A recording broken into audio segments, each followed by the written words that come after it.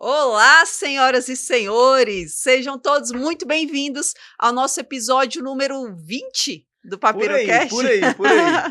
Ao nosso episódio número 20. Estamos aqui, eu, Fernanda Santana, sou integrante da mentoria Irmãos Polícia e Policial Militar. Estou aqui, com o Andinho. O Andinho, galera. Estou aqui representando o Jambres, né, que não pôde estar presente. Vou representar a altura, eu prometo, viu? Andinho também faz parte aqui da mentoria Irmãos Polícia, para quem ainda não o conhece. Você nem se apresenta, cara. Cara, eu sou o Andinho Anderson, faço parte aqui, integro aqui o time do pedagógico dos Irmãos Polícia, aprovado aí. Já vou iniciar o curso de formação, né? Exatamente. Da PM Goiás aí em poucos dias. E estamos aqui para bater esse papo com a doutora Juleika aqui, advogada dos concurseiros, né? Exatamente. Aqui, Fernandinha. Bora lá. Então, estamos aqui com a advogada, né? Trouxemos uma advogada competente, de qualidade e atuante aí, né? Justamente nessa área dos concurseiros. Então, seja muito... Eu não vou pegar na sua mão, que eu tô com a mão machucada, mas geralmente a gente pega muito bem-vinda. Muito obrigada. E aí, seja muito bem-vinda aqui, muito obrigada pelo convite. Já se apresenta, pessoal, sua área de atuação, seu nome, quanto tempo que você está no mercado, para a gente já iniciar nossa conversa. Então, gente, como muita gente já conhece, o meu perfil é o advogada dos concurseiros e o do escritório é a Juleika Advogada Oficial. Já atuo na área já há mais ou menos uns 8 anos e já fui advogada de banca, passei 2 anos trabalhando na banca examinadora, lá do Recife. Trabalhei arduamente no concurso da Polícia Militar de Pernambuco, de 2017 a 2018. E nessa época atuava em favor da banca. Tava do outro lado aí, galera. Do outro lado.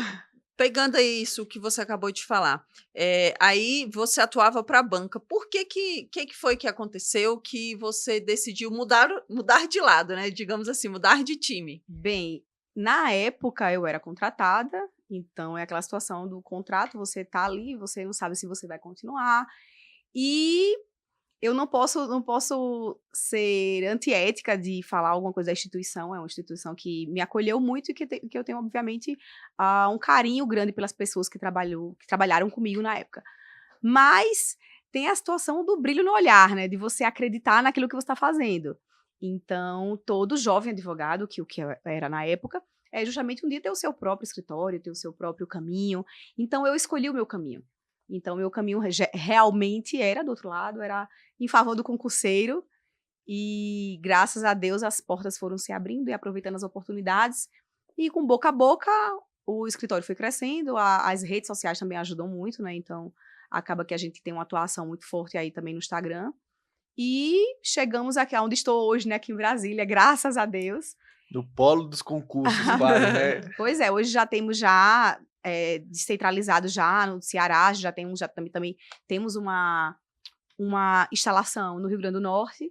Então, hoje estamos aí presentes aí fisicamente nesses 3 estados, mas como o processo é todo judicial, o processo judicial ele é eletrônico, então a gente consegue atuar no Brasil todo. Então, a gente atua não somente na parte judicial, mas também na situação do extrajudicial, dos recursos administrativos e também com consultoria, né, a respeito de pessoas que às vezes está com algum problema, não é nem com problema, né? Está com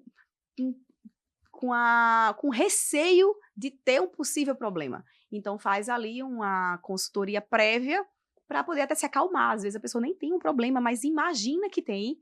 Então, quer somente ouvir ali que não vai ter nenhum problema, que aquilo ali é uma situação boba, uma situação simples que não vai prejudicar em nada na frente.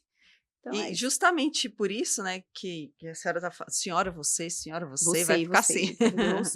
Você tá falando justamente sobre essa atuação prévia, preventiva, né? Essa consultoria ali, só para tirar as dúvidas.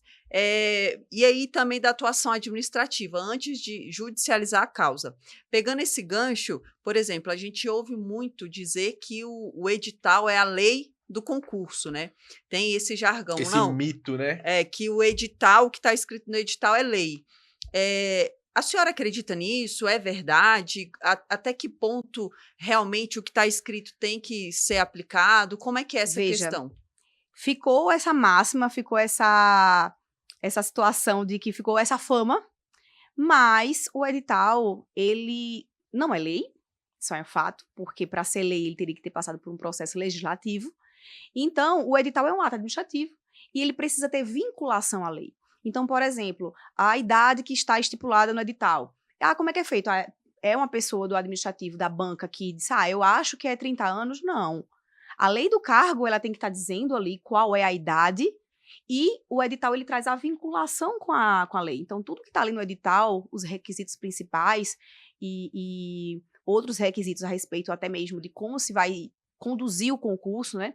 CFP, as etapas médicas, as situações de deficientes. Então, tudo tem que ter uma vinculação com a lei do cargo ou então com a lei específica. Por exemplo, no caso do PCD, existem umas leis específicas próprias para aquele segmento. Cotas então, também, né? Cotas também, tem a lei federal.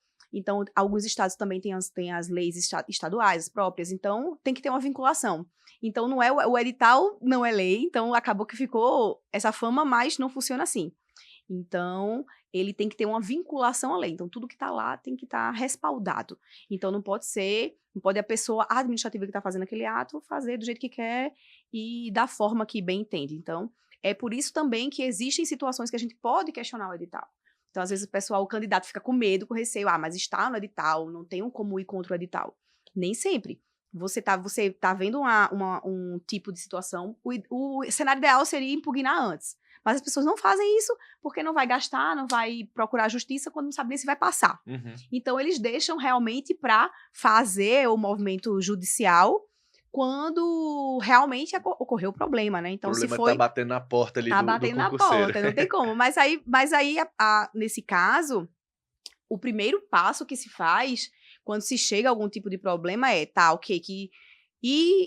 analisar o edital e ver se está condizendo com a lei, se está batendo. Uhum. Então, se está batendo, aí a gente já não tem um primeiro requisito. Então, a gente vai para outros requisitos também, porque existem situações no edital que são regras que não necessariamente vai estar explicitamente na lei, mas a lei deixa aberto para haver uma interpretação ali no edital, mas não tem razoabilidade, não tem proporcionalidade. Como, por exemplo, esses dias houve uma eliminação e a gente entrou com recurso administrativo e a pessoa conseguiu voltar, foi um exame médico, conseguiu voltar no administrativo. Maravilha, né? Ótimo. Só que aí deram 5 dias corridos para a pessoa apresentar os documentos, os exames, né? Uhum. Só que aí, partindo da quinta, sexta-feira útil, sábado e domingo não é dia útil. Enquanto que as pessoas no início, que entregaram os exames médicos na data normal, tiveram 15 dias para apresentar.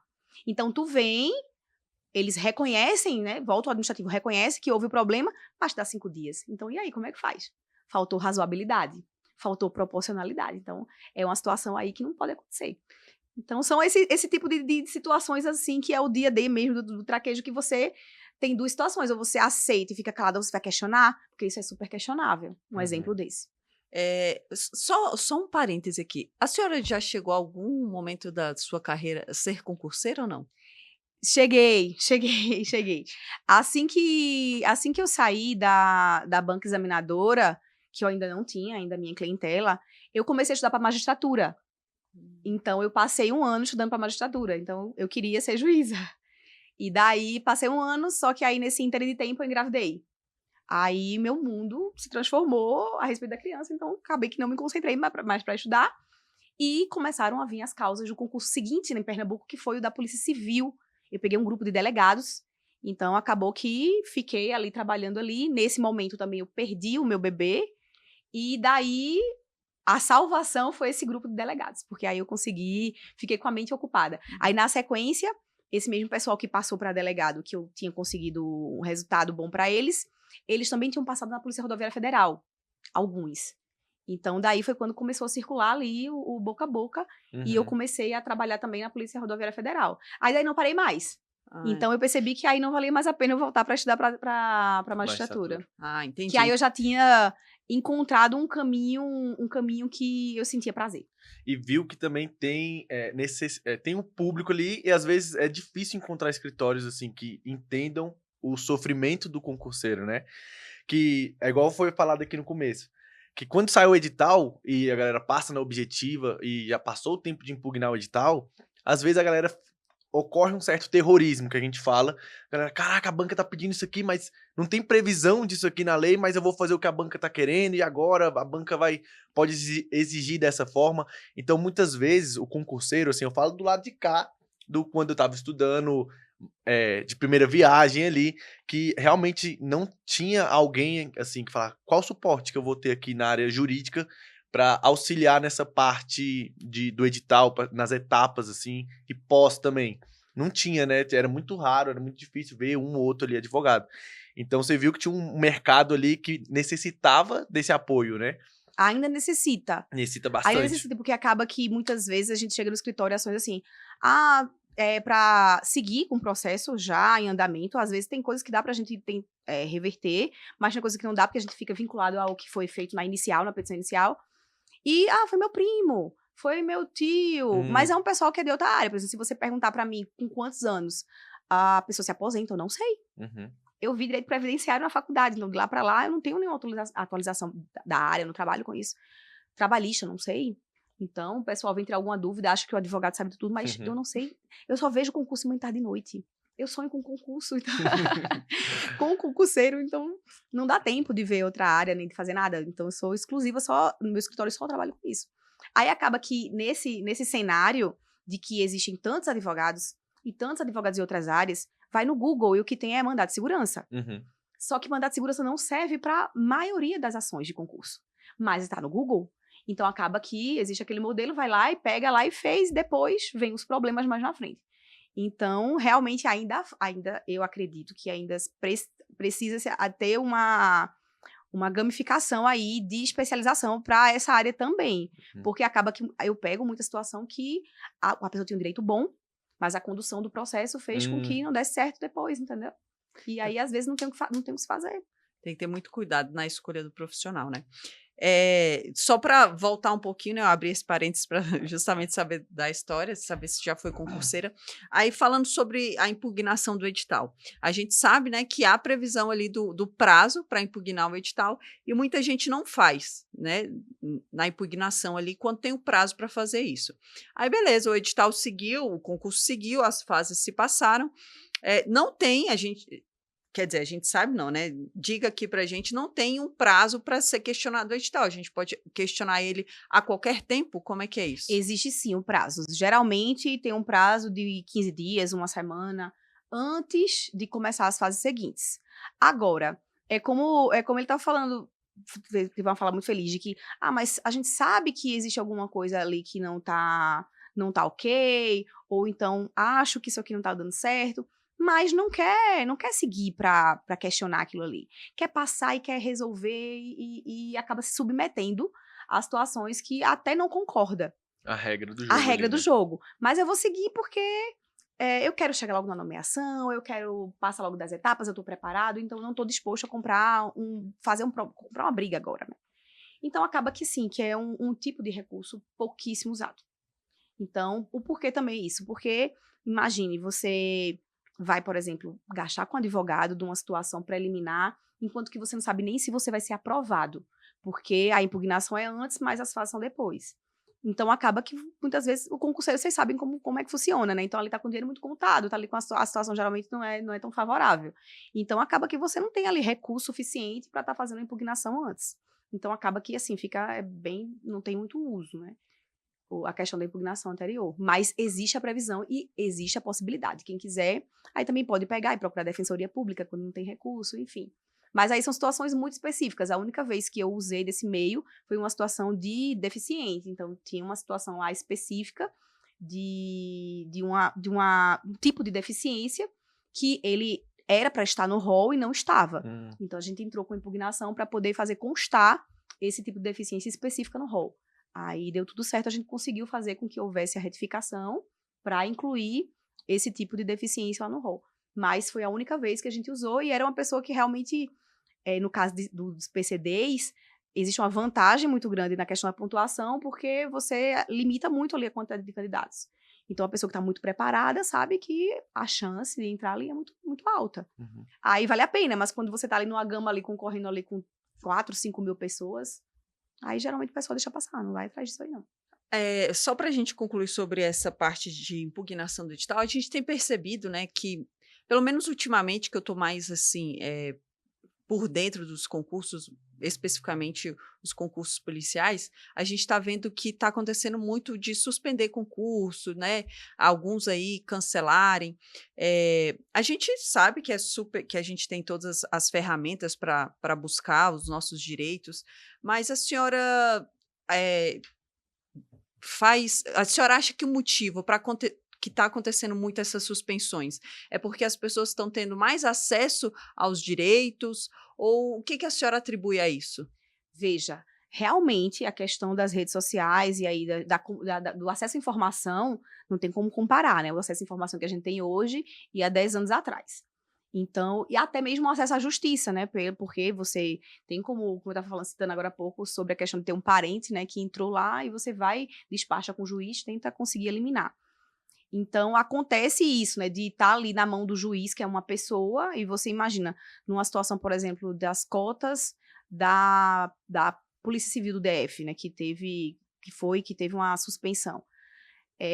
O juiz vai e manda suspender. Geralmente, numa causa individual, não se sustenta muito no tribunal. Chega no tribunal e volta. Então, vocês veem muito a situação como essa. Caiu a liminar, voltou o concurso. Então, acaba que ficou mais fácil essa questão do acesso. Não tem como não ser dessa forma, né? De que as pessoas, elas têm o conhecimento e elas se agrupam, porque hoje tem Telegram, tem WhatsApp, tem o Instagram. Então, acaba que vivem em comunidade e vão procurar um profissional e vão atrás. E assim, o concurseiro, tem gente que chega no escritório, que chega com dossiê, que eu digo, como é que essa pessoa conseguiu tanto documento? Então, o pessoal chega assim, caiu um certo juiz. Eu tenho clientes que eles estudam a vida do juiz, que eles chegam dizendo como é que o juiz entrou a trajetória do juiz e as decisões, e chega com um entendimento. E faz o estudo que faz do concurso, ele faz o estudo da vida do juiz para aquela determinada causa. Uhum. Então, hoje também tem o acesso à questão da informação que está na net, no sistema. Então, a gente entra no tribunal hoje, a gente vê os entendimentos, a gente tem como olhar a ordem do seu processo, você tem como ligar para o tribunal. Então, a questão da pandemia que veio, né, para facilitar essa questão do online, né, também. Então, são vários pontos que fazem com que o acesso à justiça seja maior. Então, antes você tem uma anulação de um concurso, uma suspensão, por conta do Ministério Público, e as pessoas, às vezes, nem sabiam que poderiam se juntar e no Ministério Público questionar. Então, hoje a gente tem o Ministério Público e a gente tem toda a rede de advogados aí que pode também estar entrando pedindo a suspensão. Se vai ser deferido, a gente não sabe. Se vai continuar, se vai cair no tribunal, geralmente acontece muito, né, de ser uma situação para regularizar algum ponto específico. Por exemplo, suspende o concurso, no caso desse que citei para vocês, que nós tivemos aqui no escritório, era porque existia, nas cotas, existe ainda, uma questão de duplicidade. A pessoa fez a inscrição como cotista, mas acontece que você foi e teve nota suficiente para ampla. Uhum. Então, vamos dar o exemplo de 10 pessoas. 10 cotistas, eles tiveram notas, foram aí os primeiros colocados da ampla. Aí o nome está nas duas listas. O nome está figurando na ampla e nas cotas. Aí o que acontece? Um nome ocupando 2 vagas. Então, nós entramos dizendo, não, veja, se o nome está em duplicidade e você vai ficar na ampla, porque você está ali entre os primeiros lugares, vai ser convocado de imediato, tem que chamar os cotistas da sequência, os excedentes. Então, nós entramos, o nosso questionamento foi esse. Então, quando foi sanado, quando foi resolvido, o concurso retomou. Porque, assim, na verdade, pelo menos eu tiro por mim, eu não tenho nenhum interesse, nem acredito que nenhum escritório de advocacia tenha esse interesse de querer suspender um concurso ou que não ter a realização do concurso, não é isso. O que a gente quer, muitas vezes, é que o direito do nosso cliente ali seja resolvido, né? Uhum. Falando sobre justamente isso aí das cotas, né, que a senhora está falando sobre a duplicidade do nome. A senhora conseguiu, né, logrou êxito aí nessa causa, e aí já está sendo um entendimento pacífico nesse sentido sobre, se tem nota para ir para ampla, você sai da lista de cotas e chama os próximos. Como é que está essa questão em termos judiciais? Hoje, agora às 14h no STJ, eu vou justamente para uma audiência sobre isso, que é o final de uma celeuma. Hoje que ela está falando, dia 6 de setembro, que é quando a gente está gravando esse podcast. Então, estamos seguindo para o final da maior causa, da emblemática sobre essa situação, que é da Polícia Rodoviária Federal, que são 871 candidatos. Então, é a famosa T-Black que vai vir aí. Esse concurso aí, eu tô aprovada nesse concurso, né? Tô esperando ser convocada aí para a próxima turma aí desse concurso da PRF de 2021. Então, vai vir um curso de formação agora, porque essa causa aí já tá no final do final. Então, essa causa foi o seguinte, originariamente é uma ação civil pública que foi promovida pelo Ministério Público Federal. E começou em Sergipe, subiu para o TRF5 e agora está aqui em Brasília, no Supremo. E qual é a minha atuação nessa causa?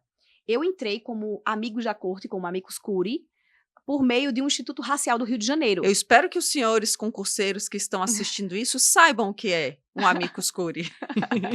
Então, acabou que na ação civil pública, a gente não tem, o advogado não tem como entrar numa ação para trabalhar, para atuar, porque é uma ação que existem os legitimados constitucionalmente para isso. Mas daí, eu fui procurada por causa das minhas ações individuais, porque as ações individuais foi a que chamou a atenção do Ministério Público para entrar coletivamente para todo mundo. Porque até então, com as individuais, só iria conseguir entrar quem tivesse ali constituído com advogado, e eram 871 pessoas. E de constituição, eu só tinha 300 clientes que estavam comigo. Então, tinham aí, imagina, mais da metade das pessoas que não sabiam ou não tinham condições de ter acesso a um advogado. Então, o Ministério Público entrou em favor de todas essas pessoas. E eu fui procurada por esse Instituto Racial, que o Instituto Racial, por ser uma representação de uma classe, ele pode atuar como amigo da corte, que é o amicus curiae, no processo. Então, o Instituto Racial foi aceito no processo e subestabeleceram para mim. Então, eu entrei como advogada do Instituto. Então, hoje eu atuo na ação civil pública como advogada do Instituto. Então, não é o escritório da advogada dos concurseiros, mas o Instituto Racial IARA, e eu sou advogada do IARA nesse processo da Polícia Rodoviária Federal e no da Polícia Federal, nos dois concursos. E esse julgamento hoje é um julgamento importante, é um julgamento para saber se a gente vai ter condições do cumprimento imediato, porque a causa já foi vitoriosa. Quem sabe faz ao vivo. A causa já foi vitoriosa em todas as instâncias, e agora já está no finalmente. A União entrou com recurso no último dia do prazo, no último horário. Era para entrar até às 23 horas, eles entraram com recurso às 21 horas. Os concurseiros todos desesperados, eles desistiram e entraram com recurso. Então, a gente já está agora no último recurso, não tem mais o que seguir. E essa audiência de hoje é para saber se as decisões elas vão ser cumpridas, já podem ser cumpridas, ou se precisa aguardar o trânsito em julgado, que é o último, quando não se tem mais recurso nenhum e o processo realmente morreu. Então, a audiência de hoje é para isso. Se for deferido essa continuidade, então a Polícia Rodoviária Federal vai ter que se organizar para fazer um curso de formação para essas 871 pessoas ainda esse ano. Incluindo a Fefe aqui. Não, mas aí vai ser somente os cotistas. Aí não sei. Aí é um critério da Polícia Rodoviária Federal. Se eles vão aproveitar essa estrutura e chamar outras pessoas que estão ali, né, como aprovados. Acredito que pode ser que isso aconteça, porque uma estrutura para 871 pessoas é uma estrutura grande, então, possivelmente, eles devem aproveitar essa estrutura. A Polícia Rodoviária Federal, ela tem já um histórico de estrutura de fazer cursos, assim, para muita gente, né? Deu um nó aqui na minha cabeça.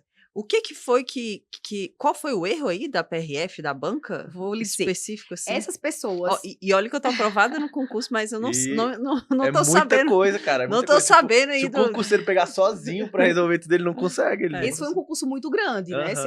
Esse concurso aí. Então, tivemos 303 mil inscritos nesse concurso. Essas 871 pessoas tiveram, à frente dessas pessoas, 871 pessoas tiveram nota suficiente para figurar na ampla, mas eles estavam inscritos nas cotas. Nesse concurso, a nota de corte foi 69 pontos. Para cotas. Para ampla. Para cotas, 69. Cotas. Então, o pessoal que estava ali com mais de 70 para cima e se inscreveu no concurso como cotista.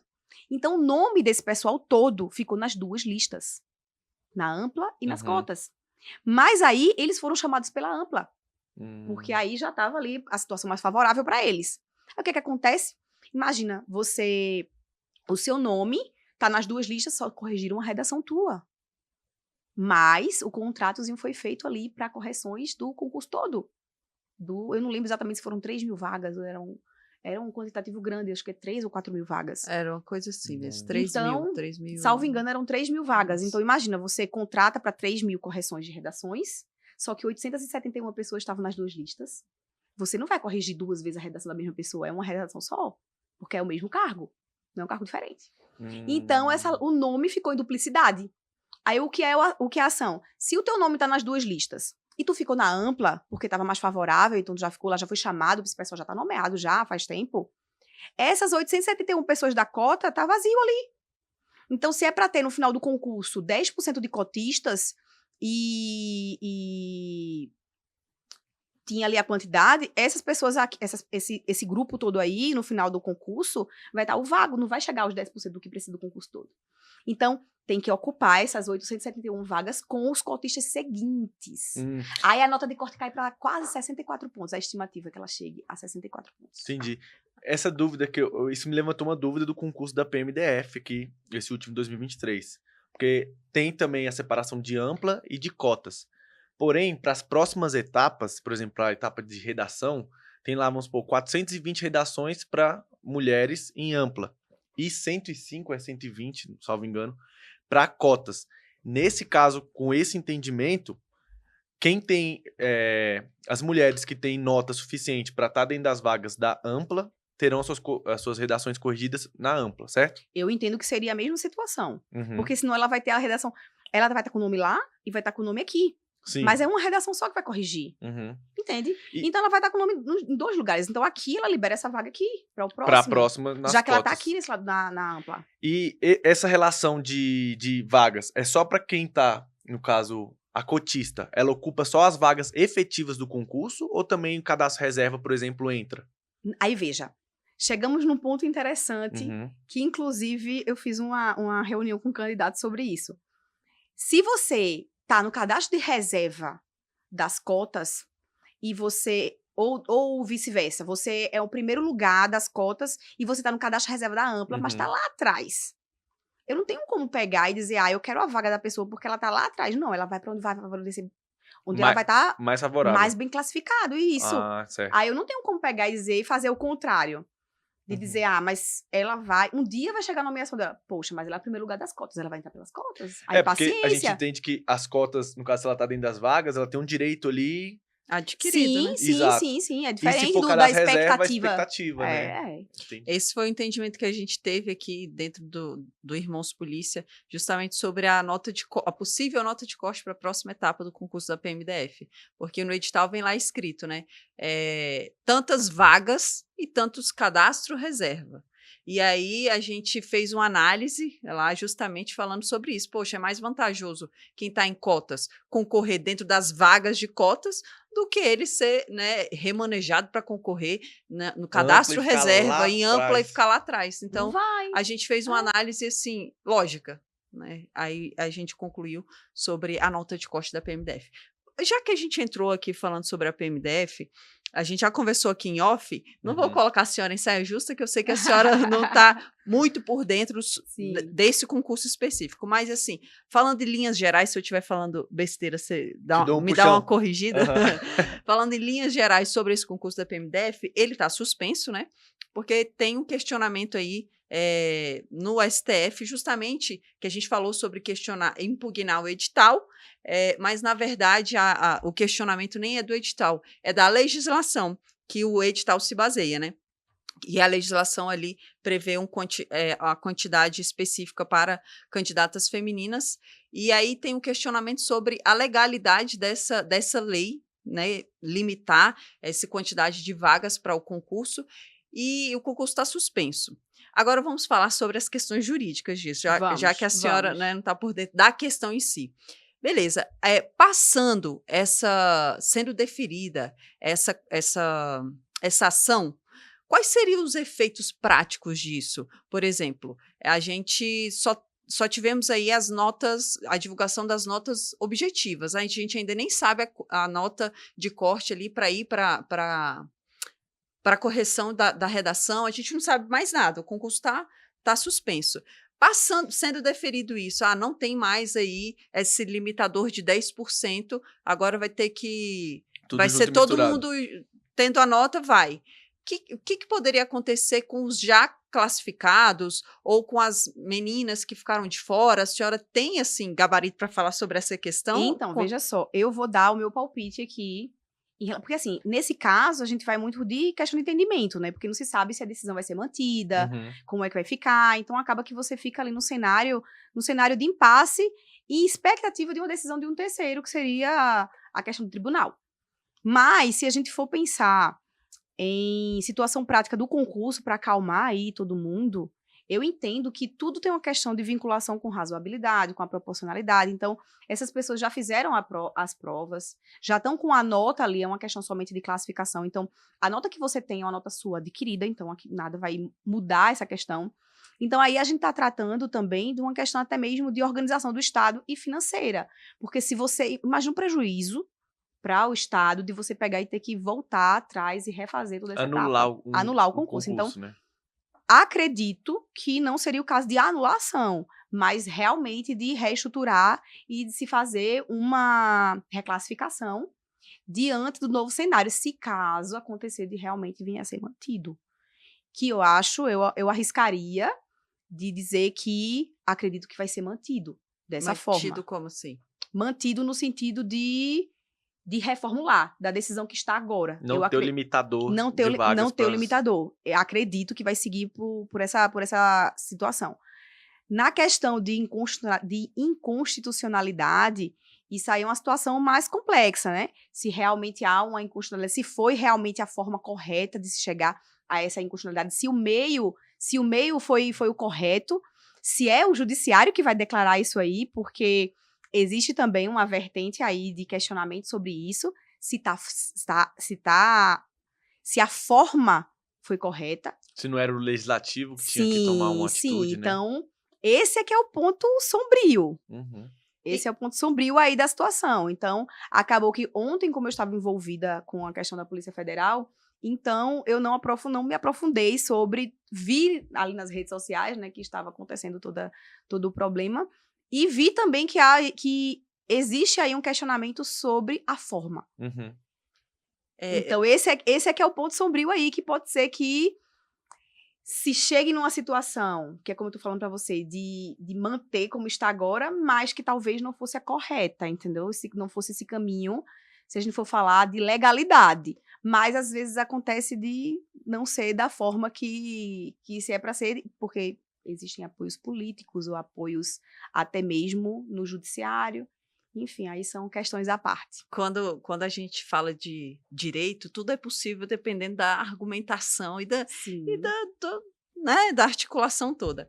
E aí, para a gente fechar sobre essa pauta da PMDF, a decisão ela pode impactar nas outras PMs do Brasil? Veja, essa situação do feminino, você vê que não são todas as PMs que seguem pela mesma linha. Sim. Em São Paulo tem ampla, né? Não tem distinção de quantitativo de vagas, né, para as mulheres. Então, aí realmente é uma situação. Eu entendo que, assim como no judiciário, a gente vê que não tem uma vinculação de que eu vou seguir porque esse estado está seguindo isso. Não. É uma coisa bem cada um realmente vai fazer ali de acordo com a intenção política daquele estado. Então, não acho que vai ser uma coisa que vai seguir pelo Brasil todo da mesma forma. Até porque a legislação é diferente. A menos que surgisse uma lei federal. Mas como a gente está falando de PM aqui, estadual, então a federal ela não se aplica. É verdade. Então, realmente, teria que ser... Cada estado faz a sua... Uma dúvida, eu acho que agora muitos dos nossos alunos teriam, ou têm, né, esse tipo de dúvida, é referente a mudar a regra do jogo durante o jogo, que, né, iriam colocar mais vagas para as mulheres, iriam concorrer justamente com os homens. Eu vejo aqui numa visão leiga, tá, gente? Eu não tô aqui dando uma opinião, algo contra, a favor, não é essa a questão. Eu digo referente a... Agora todo mundo concorre contra todo mundo. Logo, a nota de corte, na minha visão, vai subir, né? Porque mais mulheres vão entrar ali no jogo, que tiveram nota ali, equiparadas aos dos homens ali, para estar dentro do jogo. A pessoa que estava ali, em tese, né, previamente, dentro da correção da redação, porém que com essa mudança de regra do jogo, ela vai ficar de fora, ela tem algum direito quanto a isso? Ou ela realmente, como mudou o jogo, é a nova regra, ela não tem mais direito a ter sua redação corrigida? Olha, o acesso à justiça é para qualquer pessoa que se sinta prejudicado. Então, que ele pode chegar na justiça e questionar o prejuízo que teve a respeito disso, ele pode. A questão é a fundamentação da outra parte, do porquê que se chegou a isso, porque existem muitas situações que o direito coletivo, ele se sobrepõe ao direito individual. Então, se aquela situação foi para sanar uma questão ampla, uma questão maior, então acaba que se foi um controle de legalidade necessário, acaba que fica a situação do individual comprometida. Agora, tudo é uma questão de fundamentação do que foi feito da outra parte, porque se foi mudam a regra do jogo, por exemplo, a respeito de algum tipo de data, e colocam uma data prejudicial, ou, de repente, não tinham um determinado exame, e acrescentam um exame que não estava mais, e esse exame é um exame que é muito caro, que é difícil de conseguir, que não vai dar tempo de chegar o resultado até o dia de entregar. Então, tem certas regras do jogo que são mudadas no meio que não pode acontecer. Na grande maioria das vezes. Na grande maioria. Eu diria até que é uma regra geral, de que não se pode mudar não se pode mudar no meio do caminho. Agora, no caso da PMDF, a gente está vendo aí uma situação diferenciada, porque aí é uma situação muito maior e que não é, por exemplo, um tipo de situação que o questionamento aqui sobre legislação e sobre realmente ter ali a legalidade do ato ou não. E outras questões também sobre a questão que a gente estava conversando, sobre a forma, né? Se realmente a forma foi correta, porque talvez eu acho que há uma obscuridade aí da forma que está sendo conduzido de estar acontecendo realmente a suspensão, né? Talvez não fosse o caminho certo, né? Mas, como eu falei, eu não me aprofundei sobre o caso, não me sinto bem confortável de realmente afirmar isso aí. Eu realmente precisaria de mais uns 2 dias aí para ler tudo, ler o processo, inclusive, né? Porque eu não li o processo, para poder dar uma opinião mais acertada. Mas sobre as regras do jogo, não é a praxe, não. Eu questiono muito sobre isso.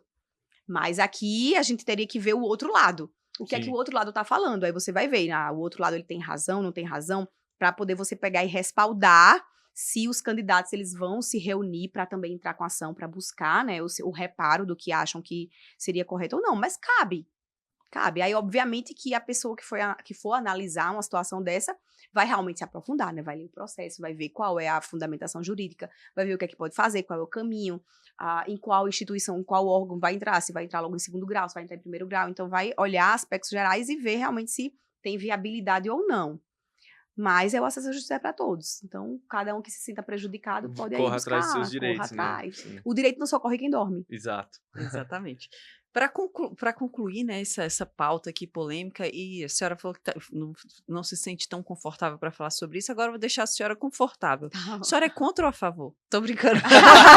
Eita, poxa, aí a Fernanda quer. Tô brincando, senhoras e senhores. Humor. Agora vamos passar aí para as fases do concurso, porque eu costumo falar que o concurso policial, ele é tipo Jogos Vorazes, né? Aquele filme, né? É uma fase de cada vez, você comemora essa fase, mas já tem a seguinte. Tem áudio, né? O áudio que eu mandei no grupo. Tem um áudio agora que é veio o psicotécnico e agora eu vou reprovar no estudo, enfim, né? Loucura. São várias questões, então o concurso policial, ele tem isso, né? É tipo um jogo ali que você tem que ir passando de fase. Aí vamos ali para a fase dos exames médicos, né? Que é uma fase ali que tem muitos questionamentos. E aí, quando a gente fala de exame médico, a gente já passa para ver ali o edital, naquela parte ali de condições incapacitantes que tem no edital, que já vem uma relação muito grande. E aí eu vou falar até do meu caso específico já para a gente adentrar nesse tema. Eu, no concurso da PMDF, eu tinha 6 graus de miopia em cada olho. E veio no edital da PMDF, o meu edital era de 2018, a limitação de que você tinha que ter a quantidade ali específica de acuidade visual com correção e sem correção, ou seja, com óculos ou lente e sem óculos e sem lente. Você tinha que estar ali dentro dos limites. E aí, e também no concurso da PRF, não tinha esse limitador sem correção. Você batendo ali a acuidade visual específica, com lente, sem lente, enfim, você estaria dentro. Da PMDF, não. Você tinha essas duas avaliações, né? Com e sem correção.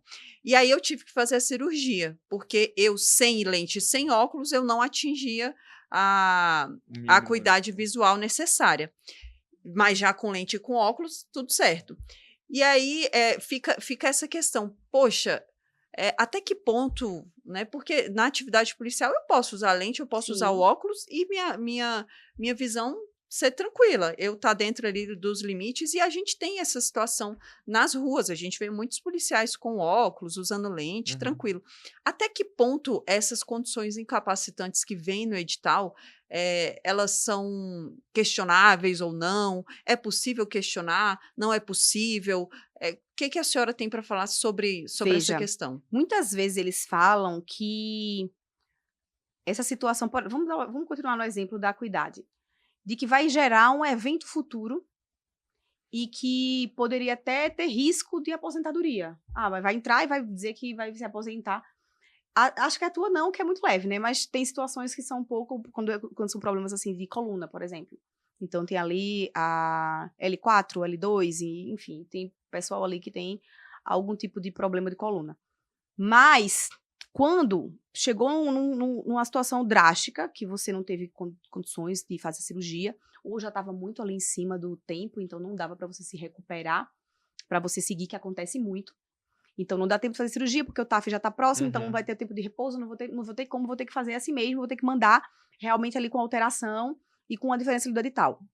Então, se a gente chega, a gente tem a necessidade de chegar até o judiciário para questionar isso aí, a gente vai pedir uma perícia judicial. Vai pedir para o juiz mandar para um perito para ele avaliar se aquela condição ali pede que você possa exercer o cargo. No caso dela, por exemplo, numa situação dessa, mesmo que ela tivesse entrado, não tivesse feito a cirurgia, né, a correção, acredito que seria uma situação passível de ser questionada judicialmente e com uma chance aí de ter um deferimento, porque aí o juiz vai mandar para o perito e o perito é quem vai realmente dizer, né, se existe uma capacidade técnica para isso, se teria alguma limitação.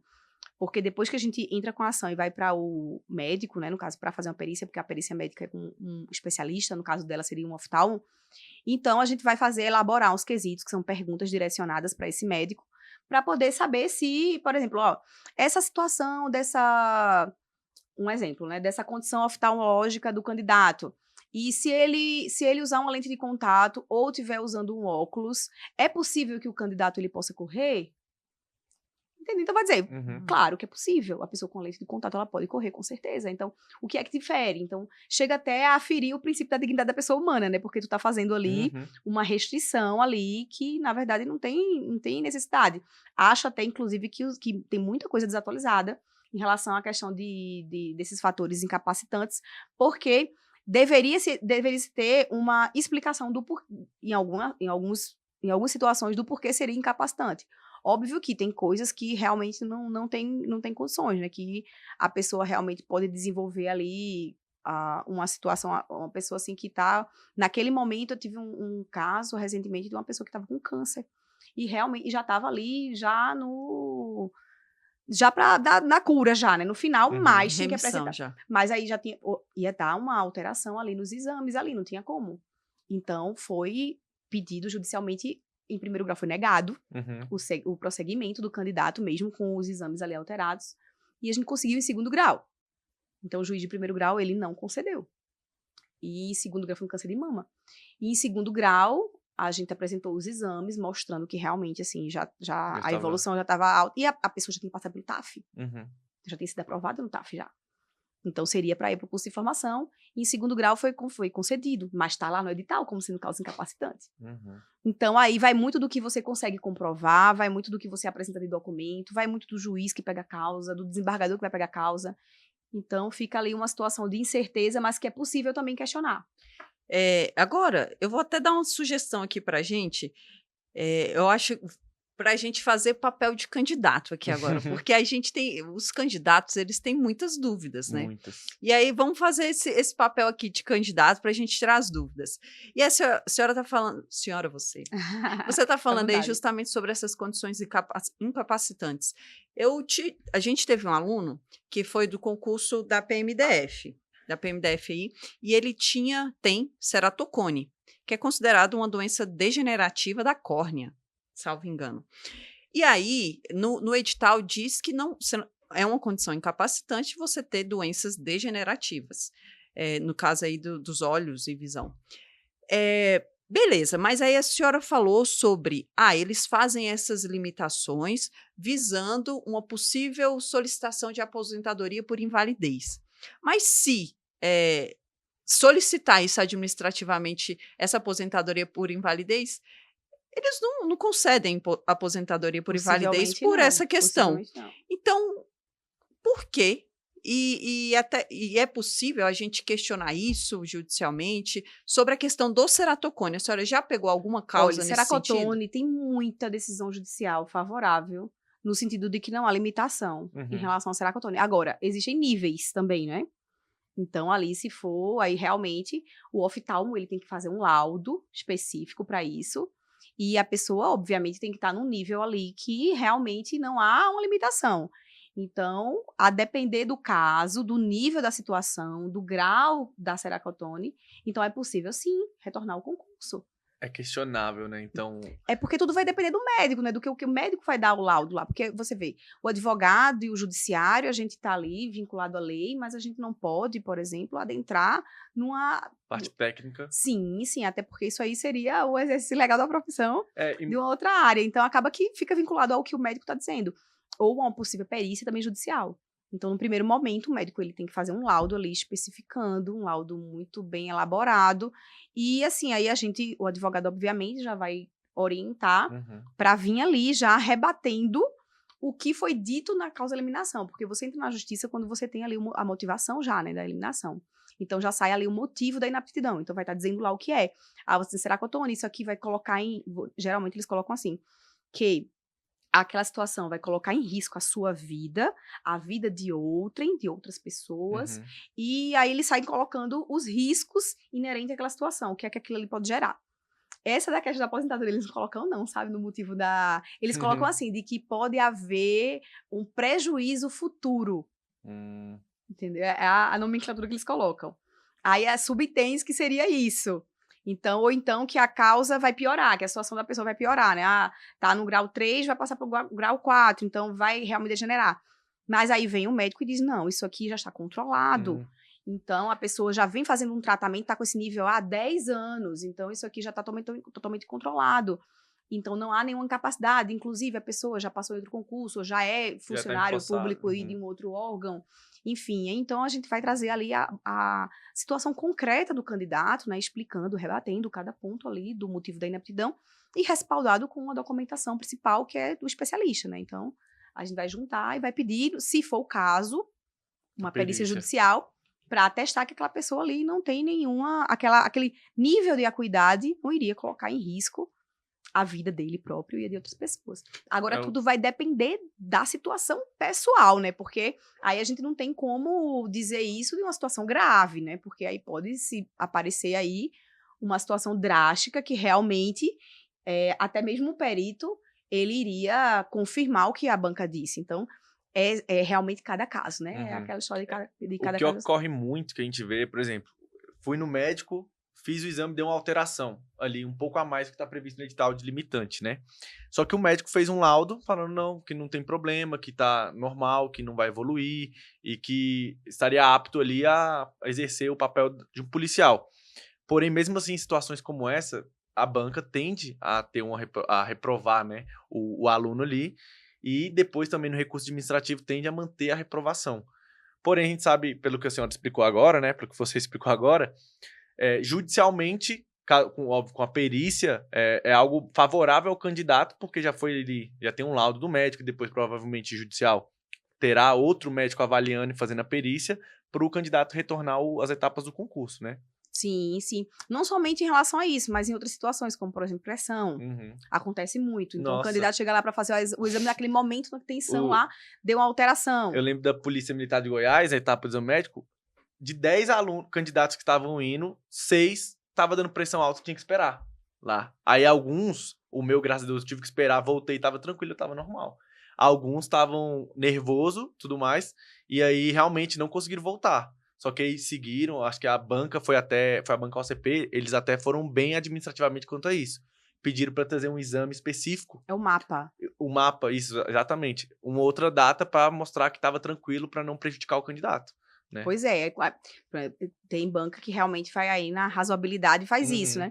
Mas nessa situação de exames médicos, isso aí acontece o tempo todo, né? São muitas causas, né, que vai trazer aí, vai cair também nessa questão aí de incapacidade, né? E isso é questionável. Aí, mas realmente aí é causas, assim, de um para o outro. Agora mesmo tiveram duas situações no escritório da aeronáutica, concurso militar, que o exame é feito pela própria aeronáutica e eles não apresentam o resultado. Imagina só fala apta e inapta. Isso, só. E não justifica, não, né? diz no que foi. A NAP aí falou que era numa situação de glicose. Aí a pessoa vai no laboratório, tá tudo normal. E aí?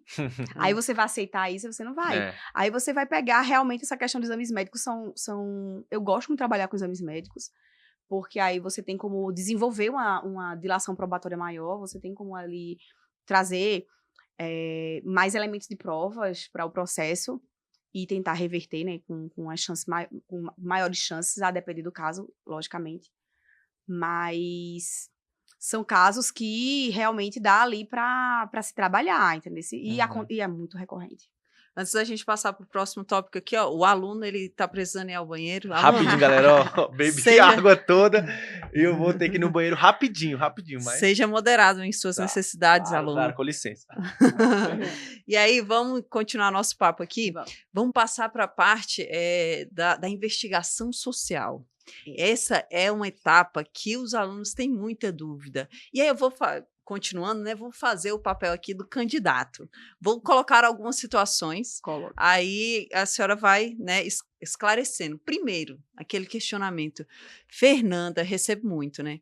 Fernanda, é o seguinte, eu estou desempregado, não consegui pagar minhas contas, meu nome está no Serasa, SPC, no poste da minha rua, que está todo mundo vindo me cobrar aqui, estou com o nome sujo. E agora, isso vai me dar problema no concurso? Então, não é para dar problema, não é causa de reprovação, não.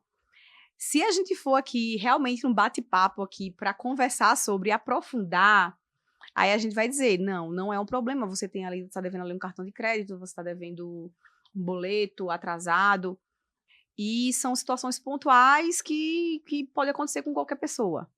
Agora, diferente é da gente chegar ali numa situação de um estelionato, de uma pessoa ali que deu um golpe no mercado e que está devendo muito mais do que possivelmente poderia ganhar, ou de como foi a sua... você antes do concurso, você trabalhava e ganhava ali por 3 mil reais por mês, e você está devendo 300 mil reais. Então, realmente, foi uma situação assim de que poderia enquadrar você ali você poderia cair na inidoneidade moral. Porque, realmente, os credores entraram com processo contra você, mais de um processo, os processos de execução. Então, são situações drásticas que saem ali do campo de somente um SPC e Serasa. Então, se for somente um SPC e Serasa simples ali, não é motivo de eliminação. E eles nem eliminam por conta disso, né? É muito raro, coisa muito difícil. Então, se fosse para dizer que poderia seria uma situação drástica como essa aí que eu estou citando aí para vocês aí de exemplo. Então, tem que ser um devedor costumais. Exatamente. Uma situação costumeira ali dele estar repetidamente fazendo essa situação e realmente na intenção mesmo, naquele dolo, né, naquela vontade mesmo de dar golpe mesmo. Aí é outra situação, né? E tem concursos que são mais criteriosos com isso. Aí a gente sai dessa situação, porque aqui, obviamente, o foco são as carreiras policiais, mas eles são rigorosos nessa questão de SPC Serasa se você vai fazer concurso para Banco Central, para Banco do Brasil. Aí, a depender da função que for exercer, aí realmente eles podem exigir essa questão de estar com o nome limpo. Mas aí, ao nosso caso aqui, né, que é o nosso foco, não é o normal, não. Aí, realmente, a ideia é você passar no concurso e conseguir resolver a sua vida, limpar seu nome e seguir sua vida aí tranquilo. Excelente. Ainda continuando sobre essa questão da investigação social. Meu pai, minha mãe, meu irmão, ele é um criminoso, foi preso, mas eu não tenho nada a ver com isso, não participei do crime, mas aí na hora lá de preencher a FIC eu tenho que falar, né, sobre os meus parentes ali, até determinado grau, dependendo aí do que vier na FIC, pede para a gente falar, né, sobre os nossos parentes até determinado grau. Isso pode dar problema? A pergunta é excelente. Veja só, existe uma situação que o pessoal nem costuma saber, que é ambiescência criminosa. Uau! É do ambiente criminoso. Eu tive um caso no escritório de que o pai e o irmão do candidato, eles já tinham sido presos mais de uma vez e presos, assim, encarcerados. Eles já tinham cumprido pena e moravam todos na mesma casa, e o candidato, ele teve que fazer um recurso administrativo por conta disso, porque ele ficou inapto temporariamente por conta da situação familiar. E assim, isso é um absurdo grande, porque a pena ela não pode passar do apenado, do criminoso, da pessoa condenada, não pode. Então, isso aí não existe de forma alguma. Então, conseguiu voltar no administrativo, foi explicado tudo o que aconteceu e contextualizado a situação toda, e mais que a pessoa não tinha nenhum antecedente, então você não pode pagar pelo erro de uma outra pessoa. Mas o conselho que eu dou é realmente responder na FIC de forma correta e com a verdade. Porque numa possível investigação social e que eles venham a ir, porque eles vão geralmente, né, na casa da pessoa e falam com os vizinhos, então nossa, eles podem descobrir. No meu foram na minha casa, falaram com os meus vizinhos, foram no meu antigo emprego, foram na época, o meu atual emprego que eu tava, conversaram com um monte de gente. Eu sou muito perigosa. Então eles fazem isso, eles vão, então todos os candidatos já sabem disso. Então, imagina se você coloca uma informação ali e, por uma situação dessa, você fica com medo de dizer que o seu parente ali, ele respondeu, foi preso, né, ou já cumpriu uma pena, e você não coloca e ele descobre por outro meio. Então, você possivelmente não seria eliminado por conta disso. Aí, pelo fato da omissão, você vai ser eliminado pela omissão. Então tem que falar a verdade. Tem que falar a verdade. Então, a não ser que nada. Tem que falar a verdade. Não, tem um a não ser. Cara, tem um caso que eu vou falar aqui. É porque, gente, eu sou advogada. Já sim, imagino. Não, mas presta atenção. A situação da pessoa, não pode. A senhora tem o direito de permanecer calada? A partir do que eu vou falar aqui. Tem uma pessoa que ela tinha fumado maconha quando ela tinha 15 anos, dentro do quarto dela, sozinha.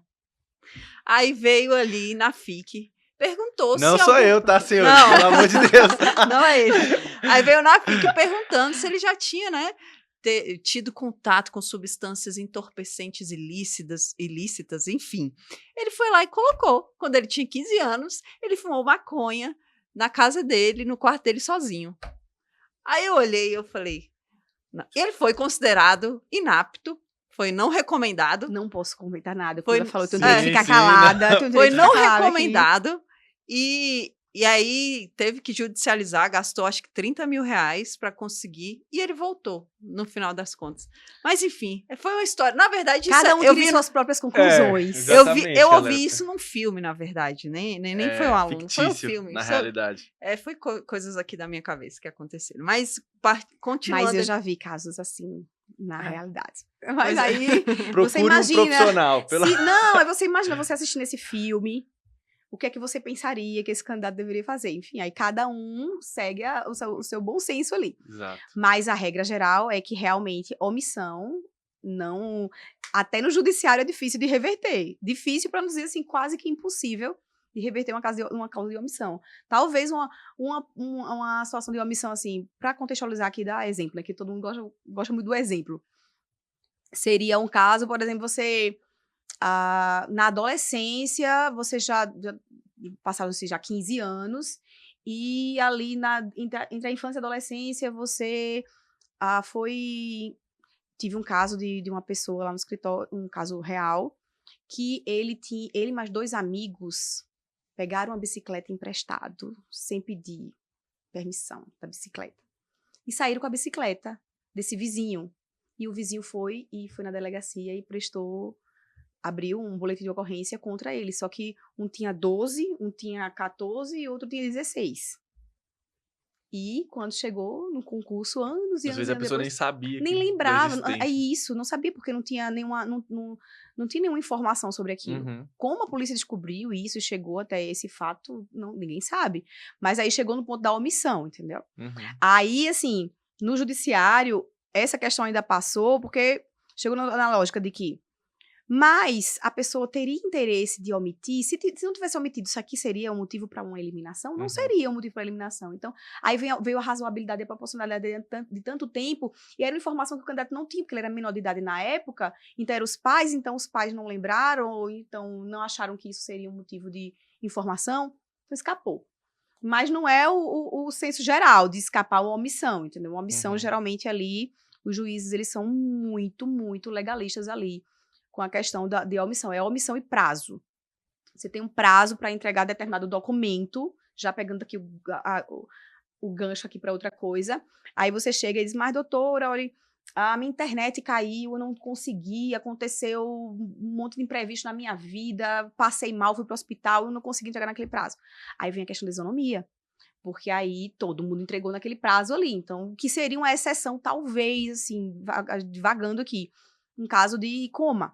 Então, naquele dia, ia entregar o documento, então, 3 dias antes, a pessoa já estava com os documentos prontos, porque a gente até estranho você deixar para a última hora, né? Quando você já sabia que quando o prazo abriu muito tempo antes.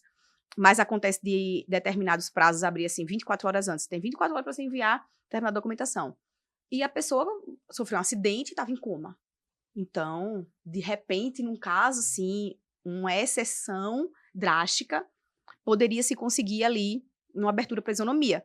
Mas é muito difícil. São situações ali que são muito presas e os juízes, eles seguem muito. É isonomia e a questão também da vinculação ali a respeito dessa parte da investigação social e da omissão. Não, a senhora falando aí sobre omissão, sobre perder o prazo para entrega, eu vou até contar o que aconteceu comigo, né? No concurso da PRF. Eu preenchi meu formulário lá, né, que pergunta várias coisas sobre a vida, e aí perguntou os meus antigos trabalhos, onde que eu já tinha trabalhado, aí eu preenchi, já trabalhei em tal lugar, e aí tinha um específico que eu exerci um cargo em comissão na Secretaria de Justiça aqui do Distrito Federal. Aí eu coloquei, né, exerci um cargo tal, aqui de tal ano a tal ano.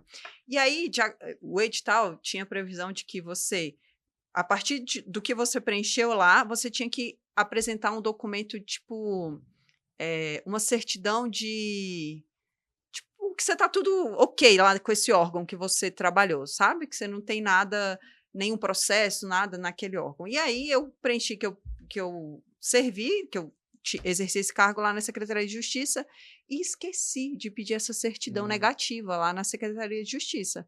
E enviei dos outros, enviei a ficha, ok. Aí veio para sair o resultado da PRF. Se estava tudo ok com os documentos. Aí tinha que abrir e o seu nome tinha que aparecer 3 vezes ou 4 vezes, de acordo com todas as etapas lá. E aí eu pesquisei meu nome só apareceu 2 ou 3 vezes, enfim. Uma vez menos do que a quantidade necessária. Aí eu, meu Deus do céu.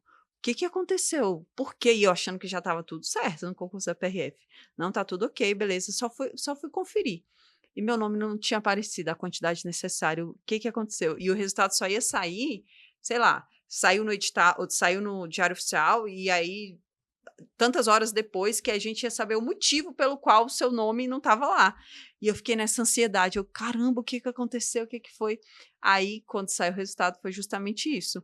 Que eu disse uma coisa na ficha e não comprovei com o documento necessário. Só que o edital da PRF, graças a Deus, ele já vinha a previsão que para aquela etapa específica, se você não apresentasse o documento, você ia abrir prazo para você apresentar o documento.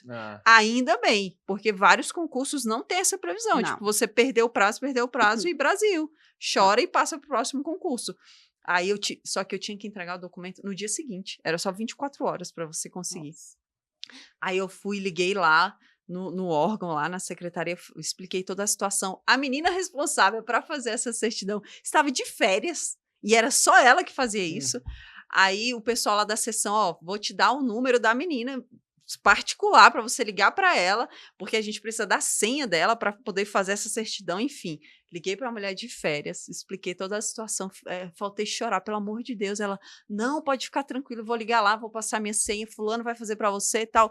Enfim, horas depois, fiquei o dia inteiro nessa aflição, aí horas depois ela conseguiu falar lá com o pessoal fez a certidão, emitiu a certidão, tinha o QR Code lá, então não precisou eu ir lá presencialmente. Depois, né? E aí consegui essa certidão e enviei. E é a expectativa depois, meu Deus, será que vai dar certo? Será que não vai dar certo? Aí no final das contas deu certo, mas é uma luta. Tem isso.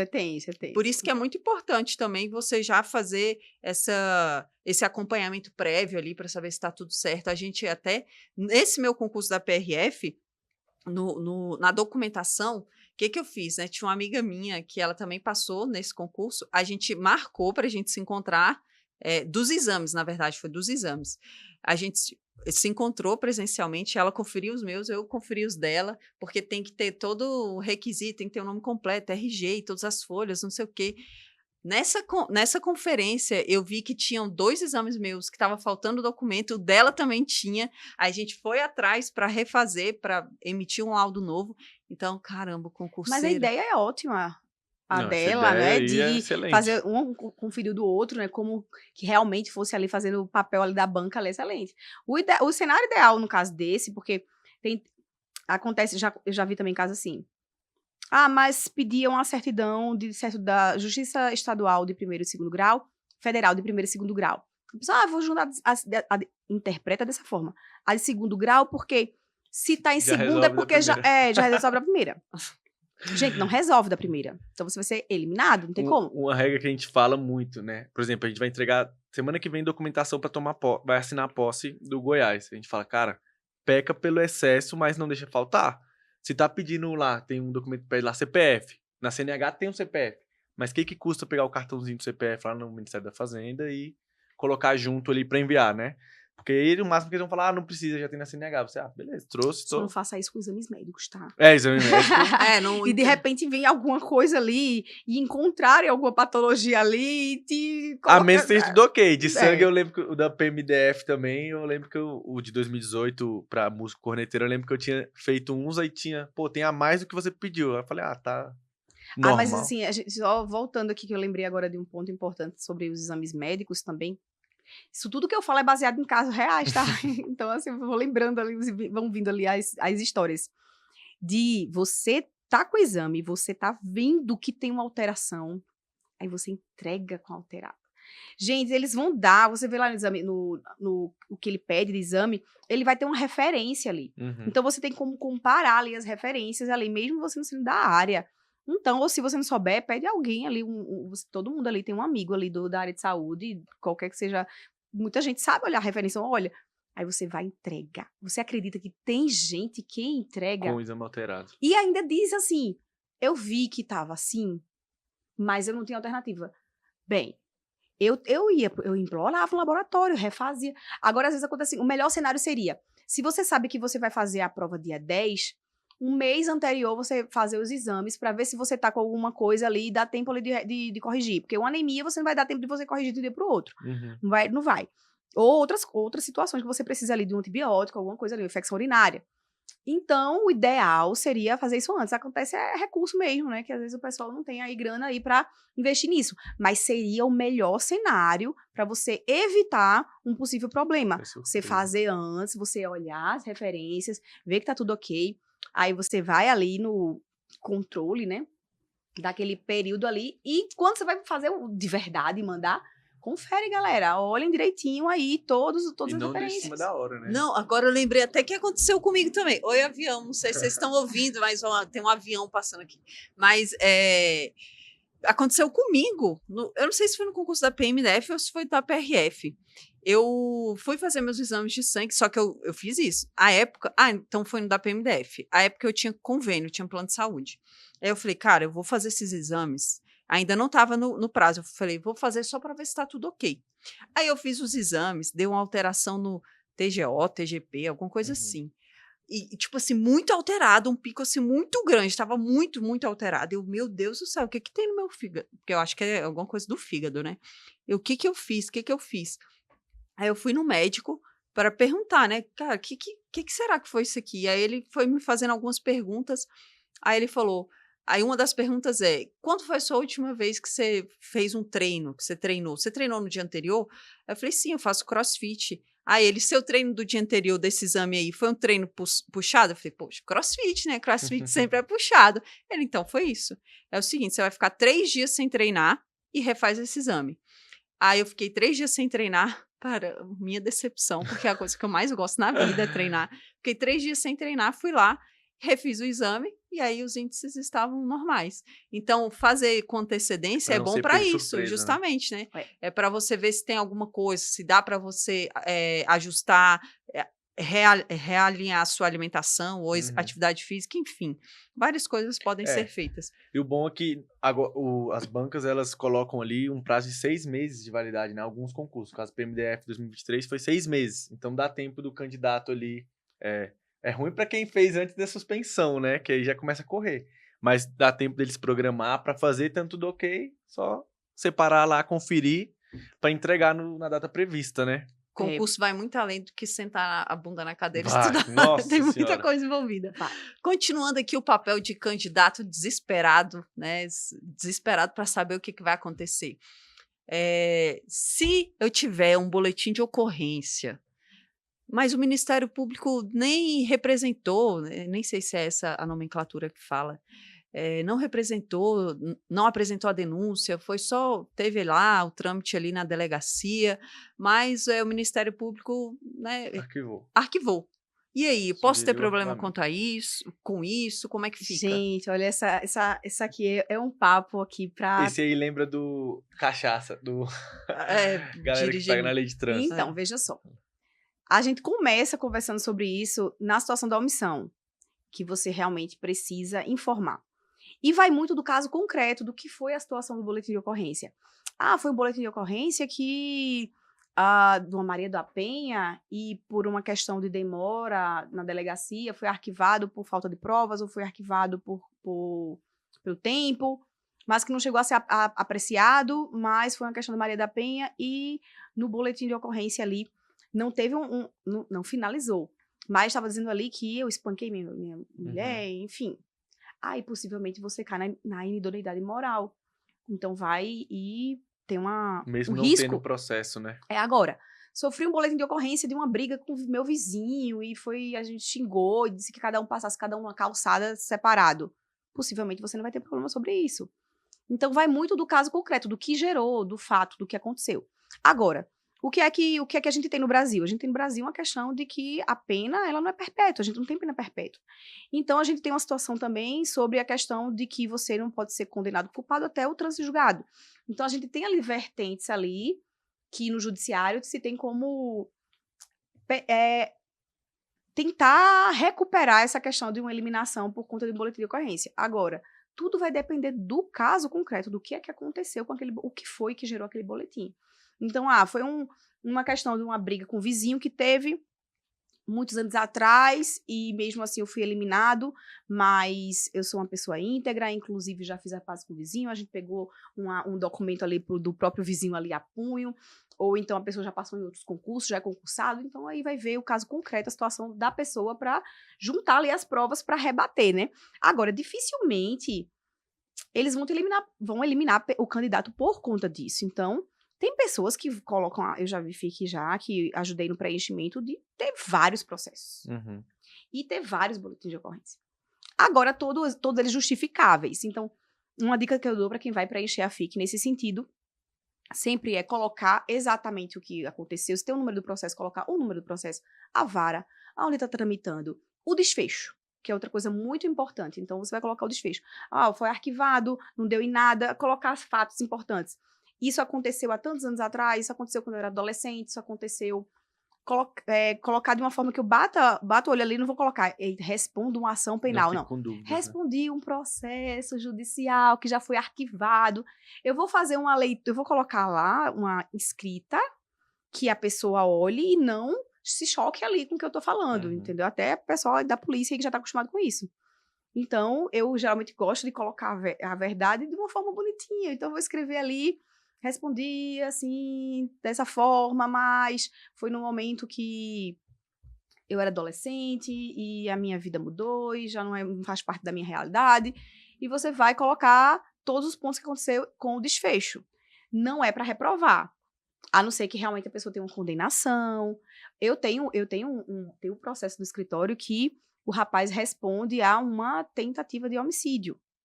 E ele está nomeado na Polícia Civil de Pernambuco. Só que o que é que acontece? O processo todo foi baseado na questão da presunção de inocência. E de que a pessoa não pode ser condenada culpada até o trânsito julgado. Ok, passou. Mas se ele for condenado no processo, ele vai ser exonerado. Mas se for provado legítima defesa ou algum excludente, Isso. né? Aí, assim, vai atrás do Ministério Público. E, assim, segundo, eu acreditei realmente de que não foi, entendeu? Ele foi, a situação lá, o caso concreto lá foi realmente uma armadilha e, assim, interior tem muito fuxico, enfim. O caso lá, acredito que ele vai se safar.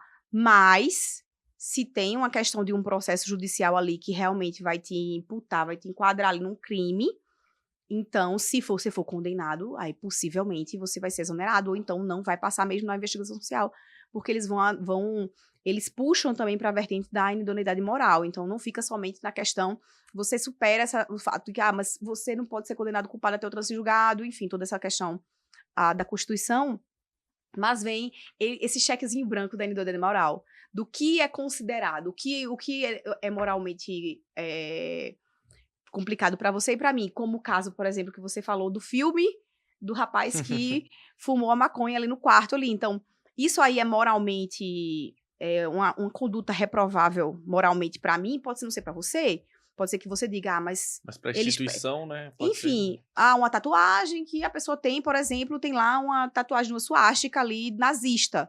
Então, de repente, para a instituição ali pode pegar, pode ser considerado como sendo uma questão inidônea, né? De que a pessoa tem aqui no pescoço uma suástica.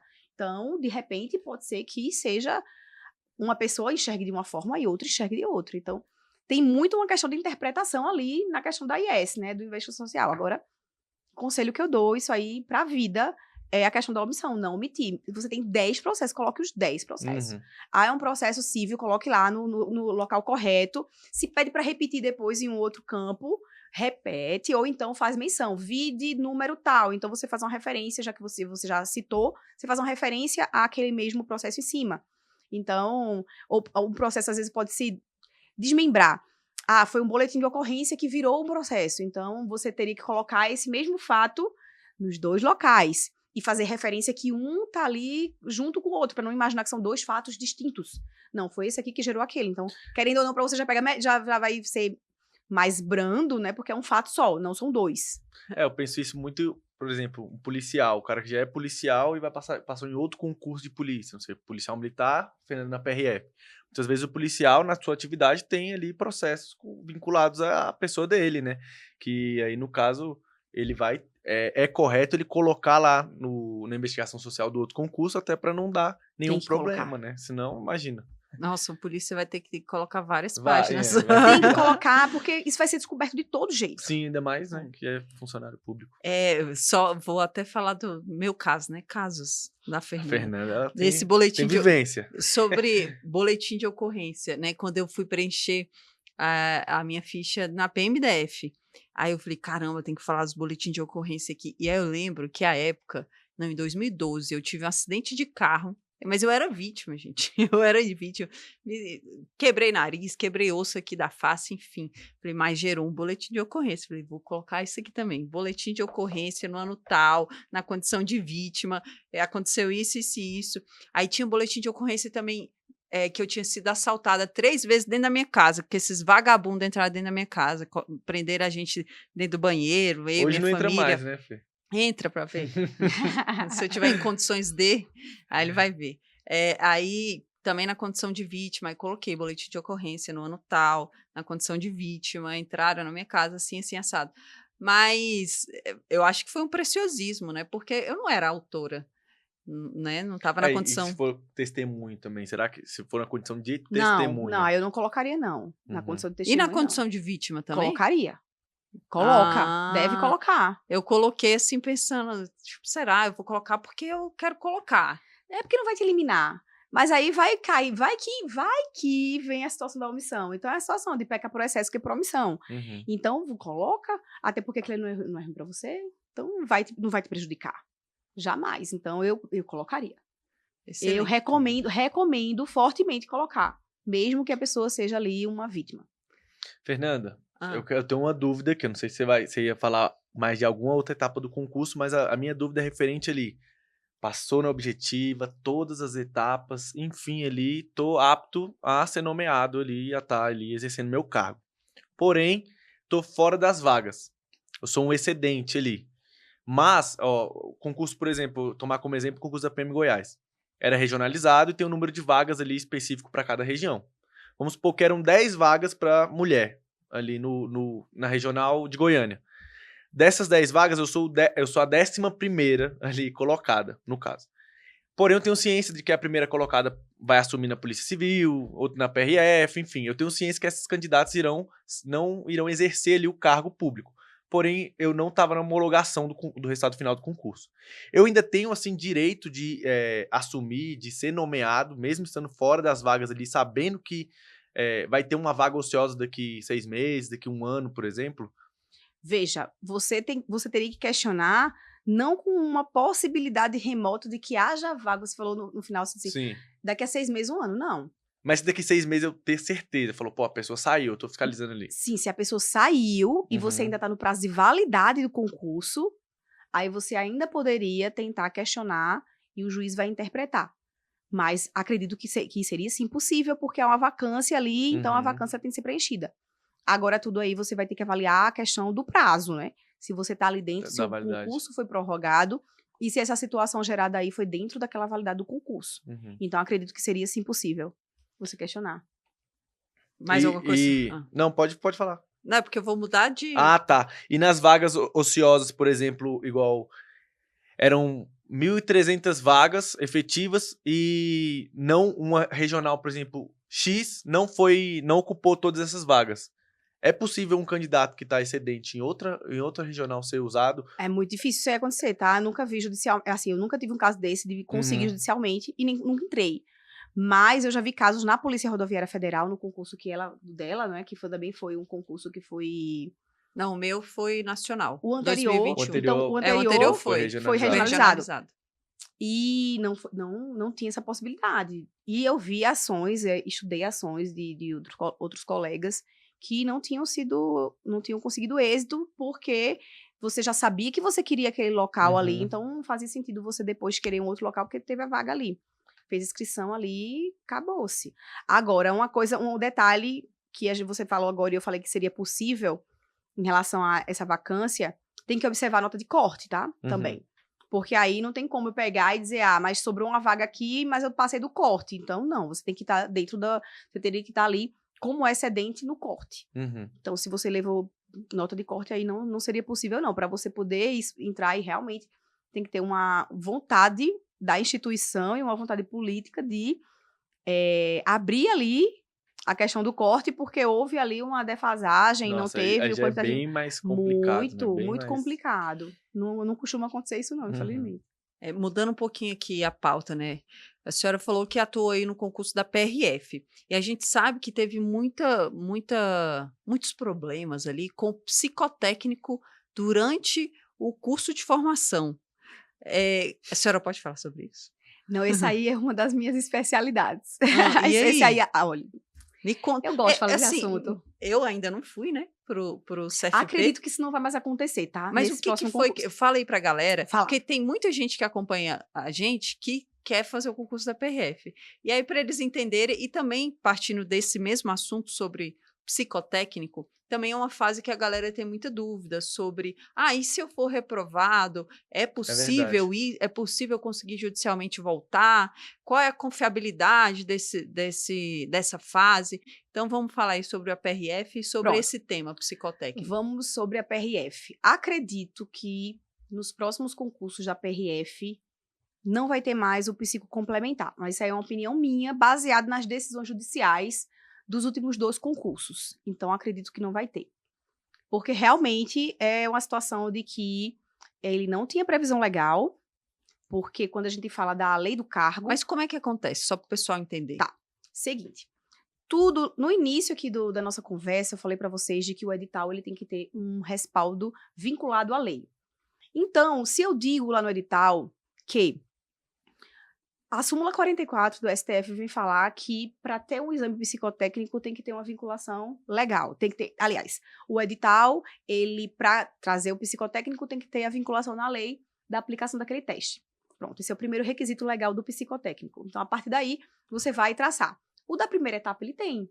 Quando você vai olhar a lei do cargo, acho que é 9654 da PRF, salvo engano, não tenho certeza não. Eu já estudei faz tempo. Mas e também eu não tô com nenhuma cola aqui, tá vindo tudo aqui realmente da cabeça. Então, quando você vem falar sobre a lei do cargo, a vinculação em relação à lei do cargo da PRF, e você vai olhar a lei do cargo da PRF, ela fala o seguinte, que o concurso, ele vai ser regido da primeira fase, e a primeira fase vai ter o exame de a prova objetiva, vai ter o exame psicotécnico. Ok, tá certo? E é justamente o que fala a súmula 44 traz essa vinculação.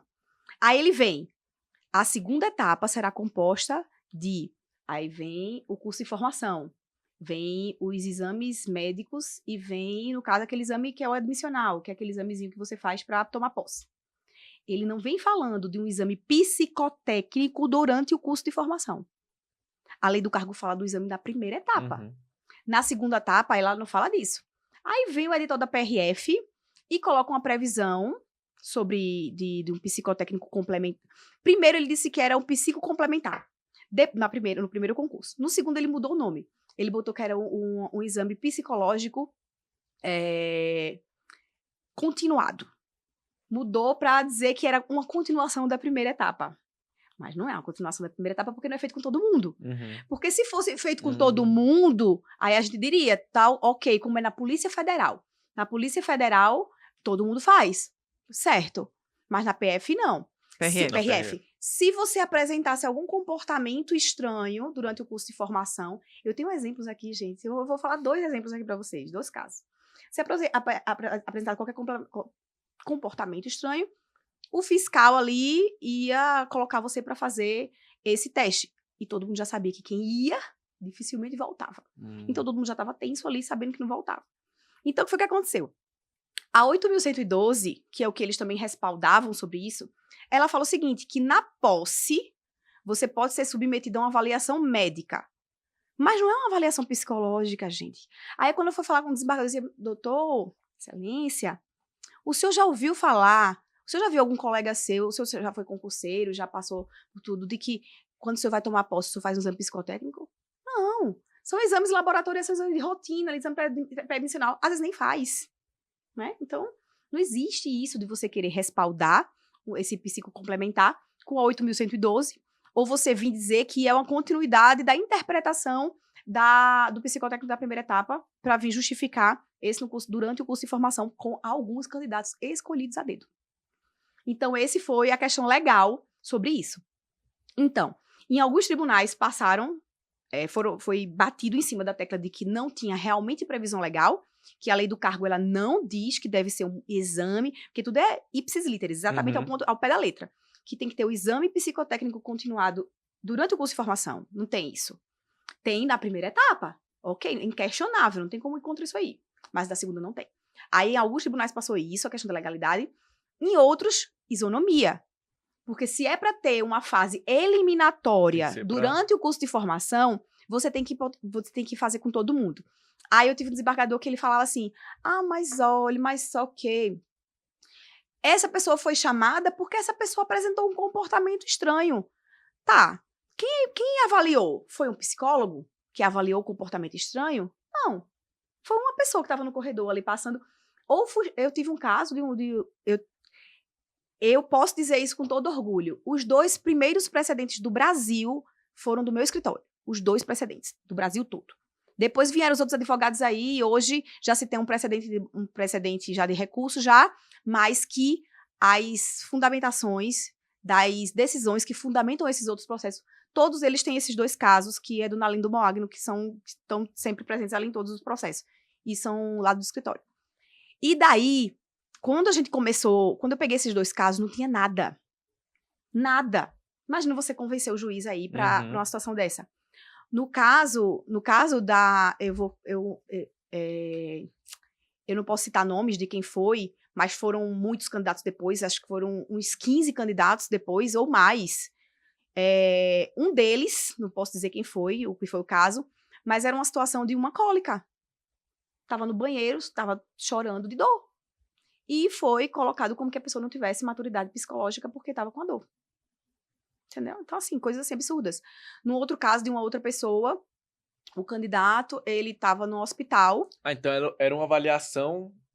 Tô passando aqui, eu vi a Fernanda no canto ali, por exemplo, passando mal, chorando, falava, ih, tá com problema, não tá...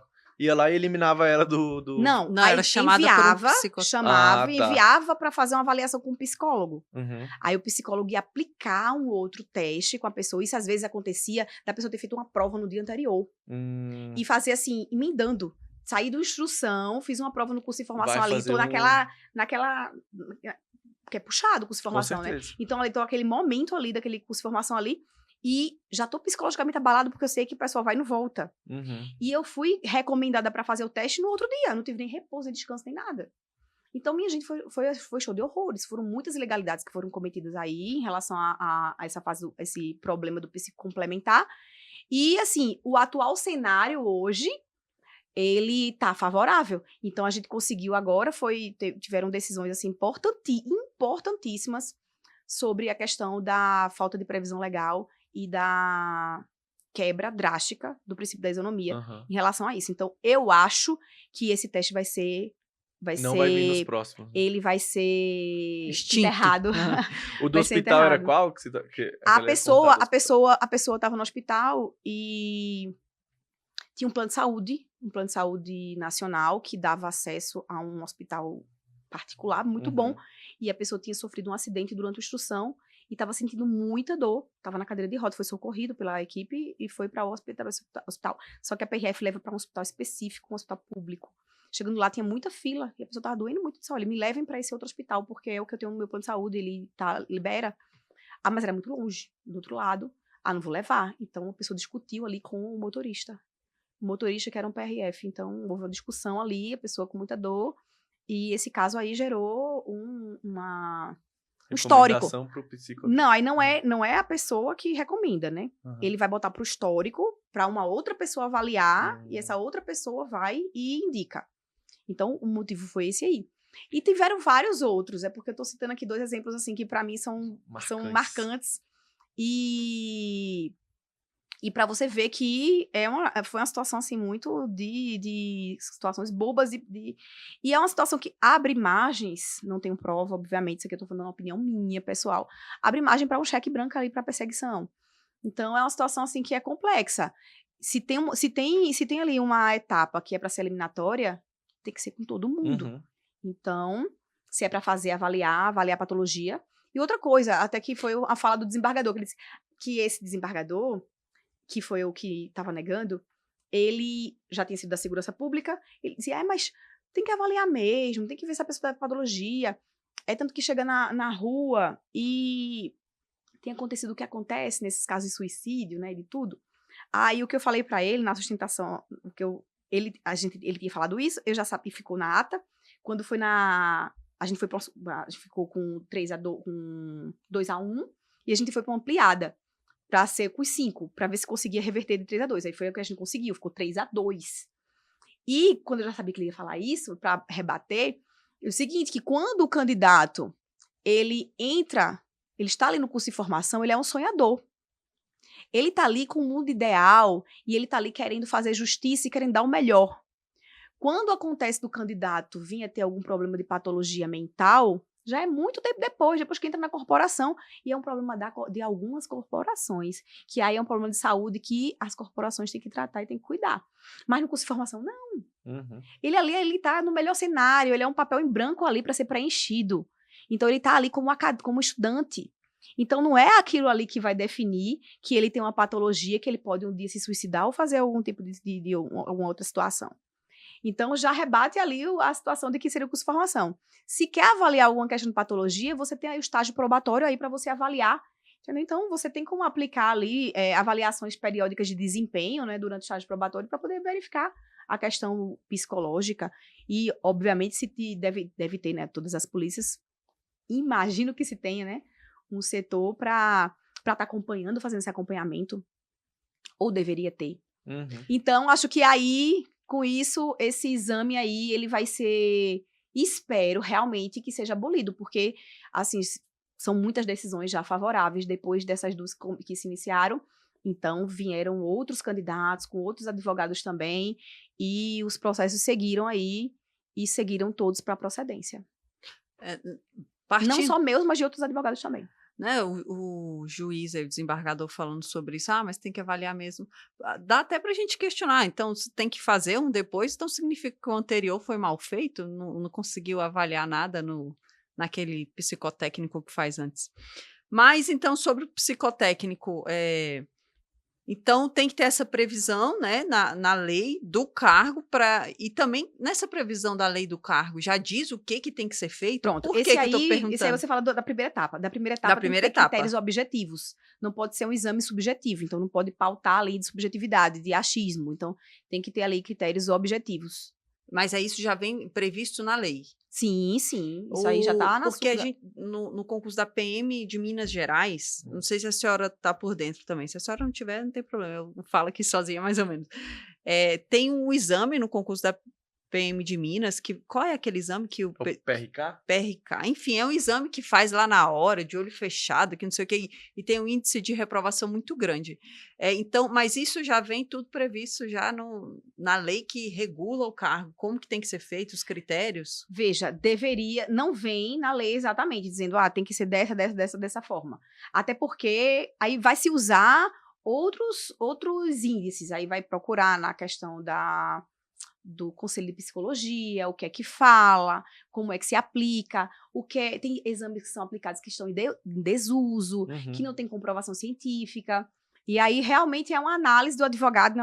O advogado tem que pegar o caso e analisar, ver a vinculação, ver procurar um psicólogo para poder pegar um laudo e fundamentar, ver qual é a brecha ali que se tem de que não se tem respaldo, ou que aquele exame ali não está sendo aplicado da forma correta, ou que não está sendo mais nem aplicado, que, enfim, já está defasado, para poder justificar e fundamentar. Porque o que diz hoje a lei é que tem que ser objetivo, não pode se pautar de nenhum tipo de subjetividade, e tem que haver previsão legal. Então, são os dois caminhos para poder se questionar o psicotécnico. Então, não se tem outro caminho. Eu não posso questionar uma situação de achismo, que eu acho ou que eu fiquei insatisfeito porque eu acho que eu não tenho aquela patologia. Não, eu tenho que realmente buscar junto com um profissional técnico, junto com um psicólogo, para poder verificar se realmente aqueles testes ali, como você falou, né? Se esse tipo de teste com olhos fechados, ele vai atingir a finalidade, como é que é feito os testes nas outras polícias. Então, vai fazer um meio de... Você tem que instruir com meios de provas ali, você vai trazer outros meios de provas a mais do que uma questão, somente o laudo do psicólogo, para poder justificar que aquele teste pode ou não ser válido, ou não ser eficaz, ou não ter necessidade, enfim, ou também às vezes acontece de vir índices errados, ou contraditórios no próprio laudo que é apresentado. Por isso que é importante o candidato ele ir para a devolutiva, ele, se possível, ir acompanhado também de um especialista, de um profissional, para poder ler atentamente o que está sendo passado, né, para ele, e poder já ficar ali com a carta na manga, né, de possíveis questionamentos. Fazer um recurso. Então, é importante. O recurso ele é essencial, porque muitas vezes chega no judiciário e o juiz pergunta se a pessoa questionou administrativamente. Então, é necessário, antes de entrar no judiciário, fazer esse questionamento administrativo e ter a negativa. Então, entra no judiciário quando já está em posse da negativa. No caso do psicológico, seria a devolutiva, né? Você já está com a devolutiva aí. E até porque também, em alguns casos, já vi casos assim de não ter documento nenhum, não tem papel nenhum, foi somente dado de boca ali. Mas judicialmente a banca tem que apresentar uma contestação e vai ter que juntar essa documentação. Então aí nesse momento manda para um psicólogo para ele poder avaliar todos os testes que foram feitos, se foram feitos também da forma correta, se teve o descanso correto, como é que foi o local que foi feito a avaliação, se foi um local silencioso, enfim, Então, são várias Caramba. nuances aí. Meu Deus, muito são muitas relativo, coisas, muito. né? É, Vai Eu lembro que depender. o da PM Goiás, o nosso lá da minha regional, houveram 13 reprovações no teste psicotécnico, né? E aí, posteriormente, teve a entrevista devolutiva e abriu o período de recurso. O recurso, todos os 13 voltaram, conseguiram voltar. A banca não justificou publicamente, né? Porque que voltou, só que acho que foi algum teste lá que não estava previsto. Que a banca já trouxe no edital quais seriam os testes aplicados. Ia ver avaliação motora, cognitiva, e aí trouxe, eu acho que um teste na aplicação que não estava previsto no edital. E eu acho que esse teste que não estava previsto no edital foi o que tirou esses 13, e aí a banca reverteu. E quando você vê que votaram todos, possivelmente foi um erro, assim, grosseiro, né? Então, acontece. Aí, realmente, a pessoa tem que ficar ali... Se não voltasse, ia ser muito recurso judicial, acredito. tem que ficar atento, né? A tudo direitinho. E sempre no judicial, nenhum advogado ele pode garantir êxito a ninguém, porque isso aí até é super antiético, então não pode. Até porque o advogado ele não tem o poder da caneta. Uhum. Então, você faz sobre a sua técnica o melhor possível. Mas nem sempre você consegue. E também acontecem injustiças no judiciário. Uhum. Tribunais são terríveis. Então, existem injustiças também lá. Aí é aquela faca de dois gumes, né? Você vai entrar, agora é bom você também estar certo da expectativa que você tem. Para aquilo ali não gerar para o candidato ansiedade, impedir que ele vire a chave ou até mesmo venha estudar para outro concurso.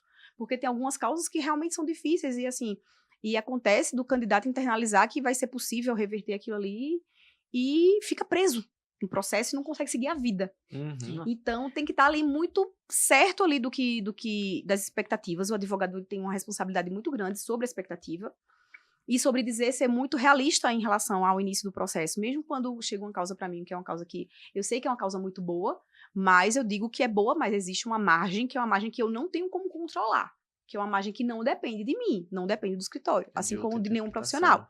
Então, essa responsabilidade o advogado tem que ter, porque é uma outra pessoa que está ali. E o concurseiro, vocês concurseiros, eu já tive meu período ali de concurseiro, então a gente sabe que existe uma questão da ansiedade. Então, a gente tem outras possibilidades, tem muito concurso, já está ali num nível ali de uma rotina, que você poderia seguir aquela rotina, e de repente você alimentou a expectativa, não, eu vou entrar aqui, aí você vai para um processo, de repente pode acontecer alguma coisa no meio do caminho, né? Então, tem que ter muito cuidado aí para poder não deixar a chave enganchada. Uhum. Você virar a chave e dizer, não, eu vou ficar com plano B para no futuro eu ter uma opção de escolha. Então, deu certo o processo, massa, vou escolher para onde eu vou. Então, já tô com outro aqui engatilhado aqui, então se não der certo esse, vou para esse, eu vou ficar nesse aqui porque é mais perto da minha casa, esse aqui o salário é melhor. E você tá ali na opção boa de você ter a liberalidade de você escolher o que seria melhor para sua vida.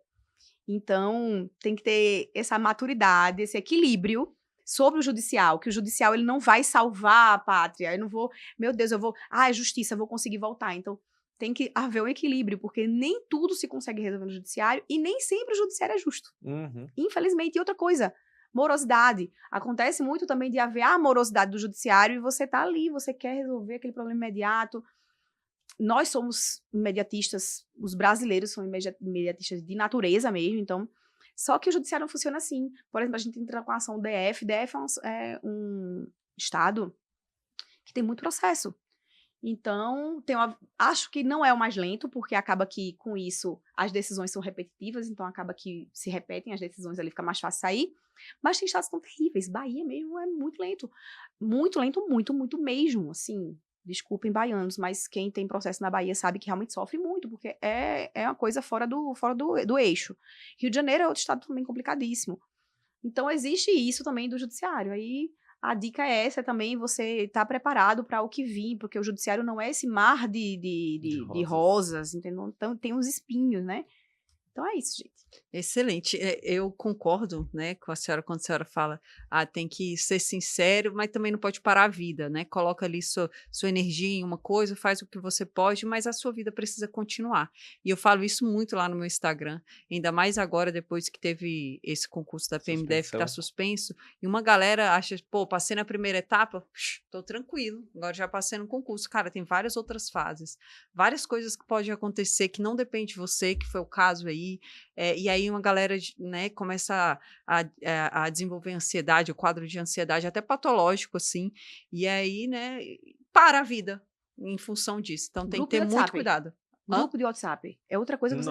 Não, porque assim, deve ter um pessoal aí agora da PMDF que deve passar 24 horas por dia ali. Sem dúvidas. Ali o tempo todo, notificação, briga. E briga, e se desentende com um colega, aí cada um que tem uma opinião, então leva aquilo ali pra vida. E acaba que pode gerar outros gatilhos que não deveriam. Então, assim, é uma coisa que não tá ao teu alcance. E a galera... Você não tem como resolver esse problema agora. O que muitos também não se atentam é que perder um tempo em discussão dos grupos ocasiona que pode tirar a pessoa de uma possível investigação social. Aconteceu, não sei se você chegou a ver, mas teve... a galera passou muito do limite devido à suspensão, né? Com comentários, seja a favor, seja contra. Então, comentários esses que a galera tira print e publica, que provavelmente na investigação social, que é a PM que a gente vê que ela realmente investiga, vai na casa, vai no vizinho, acaba que pode prejudicar a pessoa até numa possível vida pregressa, né? Então, o pessoal fica na ansiedade, fica querendo imediatamente aquela situação, sendo que é o que a gente aconselha. Cara, continue estudando, porque depois você vai poder escolher. Quem fez PMMG, tá nas etapas da PMMG que tá correndo, passou na PMDF e falou, beleza, quando começar a andar aqui eu foco. Mas tá ali com opção B, opção C, D. Então, não parar a vida por conta disso, né? Porque afeta, cara, vai começar o curso de formação estressado a milhão. Sim. É o mundo ideal, né? Continuar a vida e aguardando ali. Então, eu acho que eu tô satisfeita. Tem alguma pergunta? Excelente, galera. Você, quando passar no concurso aí, ó, pode pegar esse podcast de partes aqui, ó, falaram sobre psicotécnico, deixa eu ver aqui o que falaram. Pode aproveitar que foram muitas informações, né, Fê? Muitas bizus ali que me ajudou também, ó, que eu já fiz etapas aí para concurso. Então é muito útil, foi a satisfação que tá trocando essa ideia no lugar do Jean. E ainda faltou muita coisa. Eu adoro falar sobre isso. Eu passaria aqui, ficaria o resto da tarde conversando aqui. A gente pode marcar um próximo, né? Pra gente continuar. Estarei. Acho que daqui pro final do ano eu vou voltar aqui e a gente marca novamente. Excelente. A senhora quer acrescentar mais alguma informação, alguma coisa? Não, tá perfeito, mas é sempre as dicas principais para você evitar qualquer problema. Os exames médicos, que foi aqui fazendo um resumo rapidamente, que é muito importante, se no mundo ideal, de fazer os exames antes, para você verificar se não tem nenhuma patologia, conferir a questão dos índices, né, porque tem uma referência, então dá uma olhadinha na referência. Quanto à questão do edital, imprimam o edital, então leiam, se vai enviar uma documentação, coloque lá o marca-texto. Então, tem que ficar atento aí a essas besteirinhas aí para evitar um problema judicial, ou realmente você tem que se explicar ali no administrativo. E como que a galera te encontra nas redes sociais? A advogada dos concurseiros. A advogada? Não, advogada normal dos concurseiros. Então, encontra lá fácil, colocar Juleika também aparece já aparece as duas Juleika páginas. Com K? Juleika com K. Exatamente. São 4 Juleicas na minha família, já viu um negócio desse? Nossa Mentira! Senhora. Sou eu, minha avó, minha tia e minha prima. Meu Deus do céu! Muita criatividade, né? Muita. Então, mas acabou que gostei, porque é Juleika Patrícia, ainda bota o nome composto. Aí, no início da carreira, eu botava Patrícia, eu disse, sabe de uma? Eu vou honrar o nome da minha avó e vou colocar o Juleika, porque aí não vai ter outra Juleika, não vai? Só sua prima, sua tia. Que não são advogadas. Então ficou aí o Juleika e é isso. Excelente. Mas obrigada, muito gente, bom. foi ótimo o papo. Muito obrigada. Tomara que ajude alguém, né? Que Com chegue certeza. alguém pra ajudar. Com certeza. Muito obrigada pela sua participação e esperamos numa próxima, tá?